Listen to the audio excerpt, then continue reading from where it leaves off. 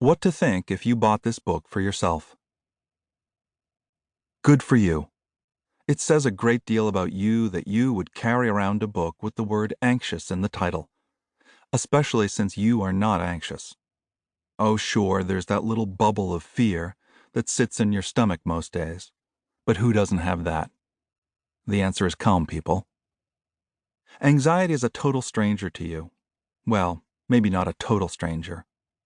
Maybe you see anxiety in the neighborhood from time to time. Heck, maybe you have welcomed anxiety into your home, had a coffee and a laugh. Well, maybe not a laugh so much as a question, and that question was about your persistent cough and whether you should have an MRI that very day. The point is to relax. Remember, you are not an anxious person, and you are listening to a book with the word anxious in the title to prove it. But also thinking that maybe you should return it and hoping that you've kept the receipt. What to think if you borrowed this book from a friend or the library. Really? You couldn't buy this? I'm a freelance poet, for God's sake. Do you have any idea how hard it is to get the IRS to even recognize that as a real thing? Wow. WebMD. It started out simple enough. A brief search. Canker sore, which I spelled wrong, and now realize is a district in India, when spelled wrong, as well as the Dutch slang for a very bad word, and also somehow cancer, which led me to a site that linked canker sores to cold sores, showing how oral cancer lesions can mimic an open canker sore, symptoms of which include mouth pain and difficulty swallowing, both of which I suddenly had, as I followed a link to the definition of head and neck cancer, which I did not know was a thing. Nor did I realize I was now at risk of it, as a result of my mouth lesion, cancer sore, which often causes golf ball-sized tumors, resulting in blindness, lack of motor function, and complete sexual dysfunction, which is good to know.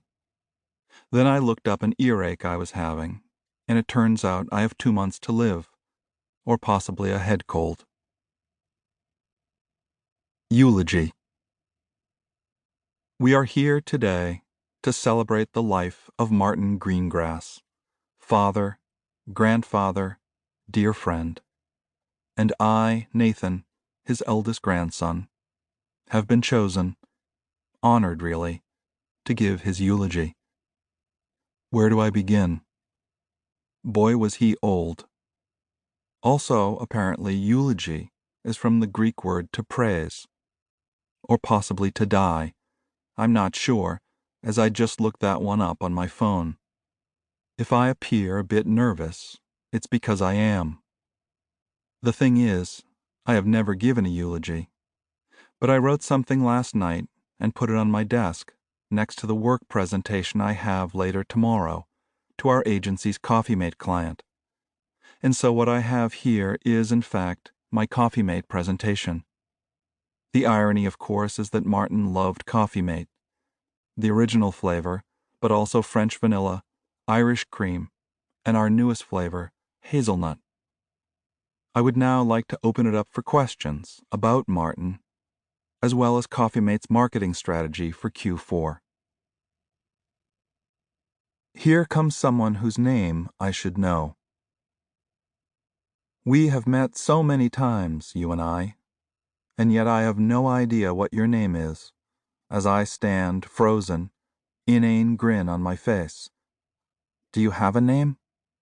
Here you come, smiling, calling my name, as well as the names of my wife, children, and dog, Fortinbras, which I kind of can't believe you remember. My God, you're almost here, and I will need to introduce you to the person next to me, whose name may be Beth or Valentina.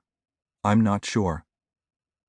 Here's a quick thought, not about your name, but about the urge I have right now to just start running. That would be a weird thing to do, though, at a children's birthday party. but not as weird as what I do, which is stuff 2 cupcakes into my mouth so as not to be able to speak, but almost immediately choke, spewing frosting on your face. "Oh my God, Alan," Beth, or Valentina, shouts. Alan, his name is Alan, which I will now never forget.